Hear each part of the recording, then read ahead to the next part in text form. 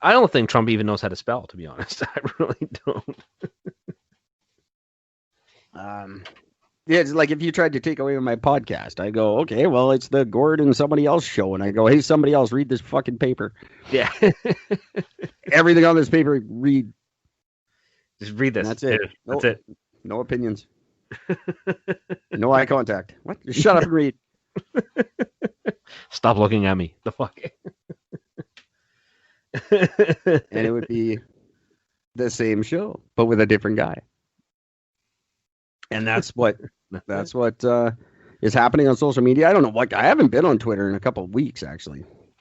I should. Hey, if podcasters who are listening, if you have a Twitter account, go to @Eric_Gord, @Eric_Gord, and follow me, and I will follow you. I intend to follow every podcast that's on Twitter. I'm up just over 600 at the moment. Holy shit. And going. I follow all of you, and I read your tweets, and I pay attention and shit. So that's all I'm doing on Twitter. I don't do anything else. I post our episodes, and I ask you guys if you want to be followed, which is kind of weird. If I came out on the street and was like, hey, do you want me to follow you? You'd probably be like, no. Please don't. But on the web, that's cool. It's one of the cool things about it. It's the only time where you'll see people go, please follow me, whether I know it or not. Not only that, but imagine just walking up to somebody on the street and giving them a poke. Oh, yeah. Just poke. The fuck you touching me for? Go walk up to someone and say, hey, will you be my friend? And then stand there and stare at them for 3 days and see if they answer. And see how that goes for you in real life. Less well. Oh, that's just funny. But yeah, I'll follow you. 653 podcasts I'm following at the moment. There you go. And I'm struggling to find new ones. So you guys get on the Twitter, @Eric_Gord, or the Instagram. I don't do that as much, but we could do the Instagram. That's @Eric_Gord. Been a big lot of talk on Facebook about, hey, do you guys like swearing in podcasts? And everybody's like, no. That's the number one thing that turns me off of them. All right. Fuck you then. You're not listening to this one, apparently, so fuck you. Just to quote Eminem, Will Smith don't have to custom his records to sell records. Well, I do, so fuck him and fuck you too. Oh, yeah, that was news story number 3. What's that? The only credible medical professional in the world right now, Dr. Dre, had a massive aneurysm and is in the hospital now. He's recovering. He seems to be doing fine. He says he's getting good treatment and everything. But massive brain aneurysm. And the day after he announced that, somebody tried to fucking rob his house. Yeah, 4 guys. They got caught, though. Yeah, motherfuckers. Dre's house. Do you think Dre doesn't have security, retards? Dre's not there. He's got his one gun with him. We don't have to worry about anything. Yeah, no. Have you ever seen his house? I bet you it's just a house built out of beats. No, it's not. Fucking morons. Built out of returned Beats headphones by disappointed customers. No, it's not. Oh, man.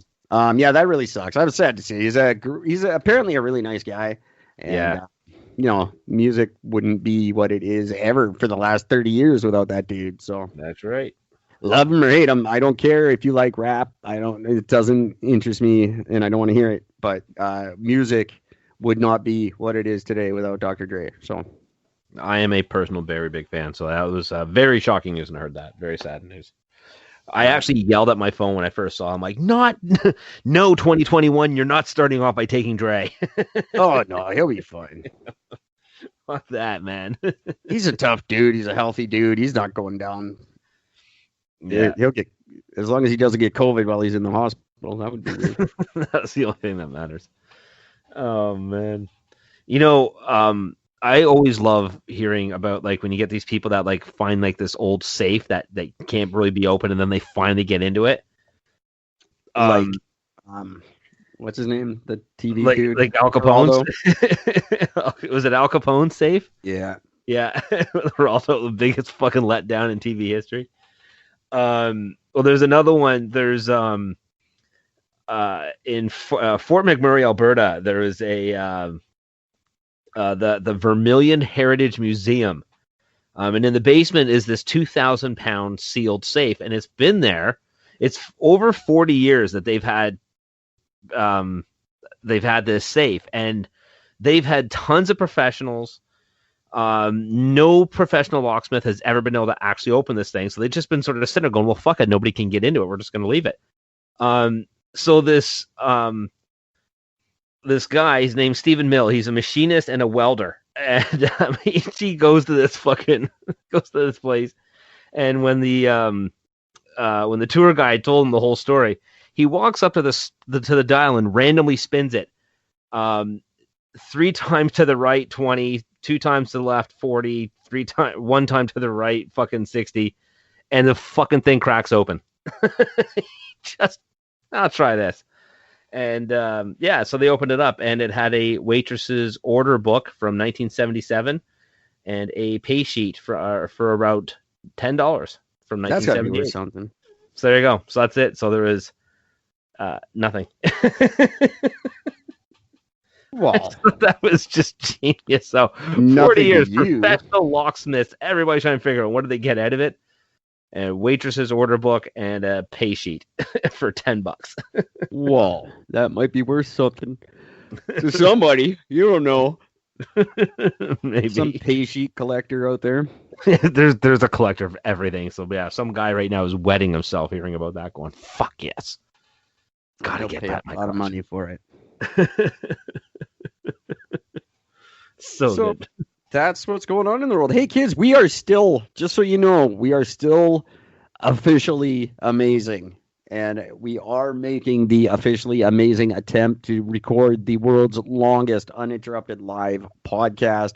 We're just putting it off until it's a little more feasible. With COVID restrictions and stuff, it's just not possible. It's not happening. We have to have witnesses in our houses at all times or wherever we choose to do this.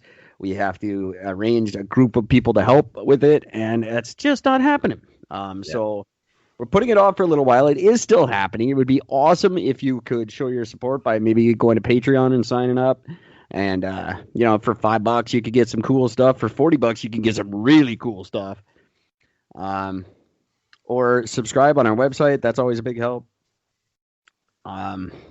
Anything to help, guys, please. Get your knives sharpened by Eric and Gord. Any money, any profit from this venture is all going to the Milton Hospital and to a charity of my choice that I'm still choosing. There's a couple that I'm kicking around, but some of them turned out to be not as spectacular as I thought. But either way, we're not getting a dime out of this. We're just trying to help charity, trying to have some fun, and trying to make the Guinness book. But it was going to be like 12 weeks and then another 12 weeks. And we might as well just wait until it's summer and we can have fun with it. I wouldn't mind actually maybe coming to Ontario to do it. Yeah. Not Hamilton. Sorry, that's not happening. It's like $200 to Toronto. It's like $700 to Hamilton. I'm like, what the fuck? It's the same distance. Really? I went there. I've only ever flown into Hamilton once from BC, and it was the cheapest flight. Yeah, no, right now. But cheaps to Toronto are flight right now. Flights to Toronto are wicked cheap at the moment. So that's why I was kicking around the idea of, like, hey, meet me in Toronto. Because it's like $200. Yeah. Unfortunately, Toronto's in lockdown. For $200, I'll go lockdown, schmockdown. Not me. I go anywhere. Everyone's. I don't care. Doug Ford can fight me. I don't give a shit. What's he gonna do?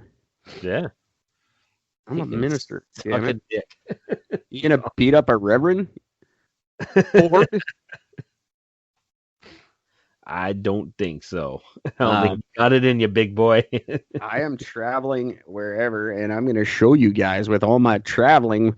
Well, at the end of this year, when I'm not dead, you all owe me an apology. The fact that I'm not dead already. Yeah. I've done a lot of traveling. I've done more traveling probably than all of you. I've traveled twice to Vancouver and back. But I'm dead. Neither is anyone else on those buses. And that last one was packed as shit. We were 3 hours late. I just found a flight from Vancouver to Toronto for $90 or $79. Yeah. I told you, it's stupid cheap. $79. I was thinking me and you should go to like Mexico or like look at vacations right now. Shit. I'm trying to figure out a good way to go down to Nashville. It's not, I can't, there's no cheap flight from Kelowna to Nashville, but I can rearrange it. I want to go to Nashville. I want to go to Ashburn. I bet you Ashburn's not locked down. Virginia, they don't give a fuck. They got meth and they're happy. That's all that matters to them. But the ultimate road trip obviously now would be Nashville, Colorado, Virginia, and New Jersey. Unfortunately, those places are not close to each other in any way. No, not at all. It's not a very good trip. I was planning it, and it would cost like Elon Musk money for us to pull it off. So, got to figure out where we're gonna go. But a cool like tropical vacation right now. Hey, it's Eric and Gord. What if we're right on the beach? That would be a lot of fun. Set up a little desk on the beach and do our podcast. Just do a podcast from like Club Med or something, wherever. Cancun. It's fucking, we're in hurricane season too, so flights are always cheap right now.